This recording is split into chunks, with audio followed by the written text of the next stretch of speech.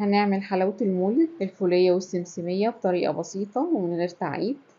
نص كيلو سوداني من غير قشر ومن غير ملح، هنشوحه على النار عشان الرطوبة اللي فيه تطلع. وهنكون مجهزين صاج وفيه كيس تلاجة مدهون زيت، او الاحسن طبعا مفرش سيليكون.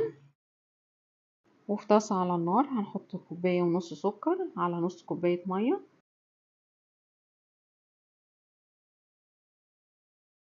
ومعلقة عسل جلوكوز،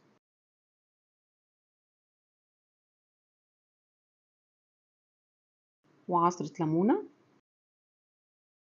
وهنقلبهم مع بعض وهنسيبه لحد ما يتكرمل.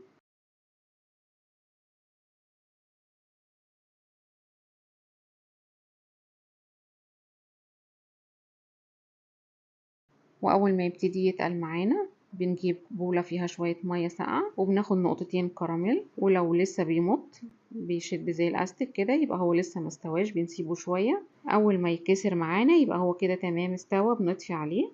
وهننزل بربع معلقة صغيرة كربوناتو،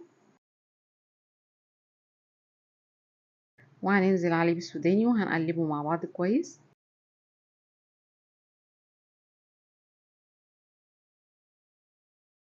لازم نقلبه كويس علشان كل واحدة سوداني يكون عليها كراميل، عشان لو مش عليها كراميل هتبقى سايبة من بعضها.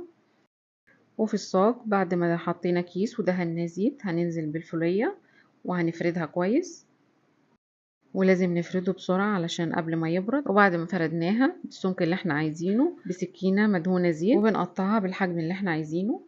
وهنعمل السمسمية نص كيلو سمسم وهنشوحه في الطاسة على النار علشان يطلع الرطوبة اللي فيه. وهنعمل الكراميل بنفس الخطوات اللي عملناها قبل كده وبنفس المقادير اللي عملناها قبل كده في الفول السوداني.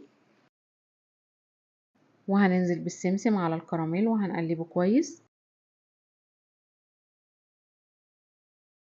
وهننزل بالسمسم في الصينية فيها زيت، وهنا انا فردته على في مفرش سيليكون دهنته زيت، لقيته اسهل وما بيلزقش فيه ابدا مش زي الاكياس. وهنفرده كويس وهنقطعه وهو سخن عشان ما ينشفش معانا.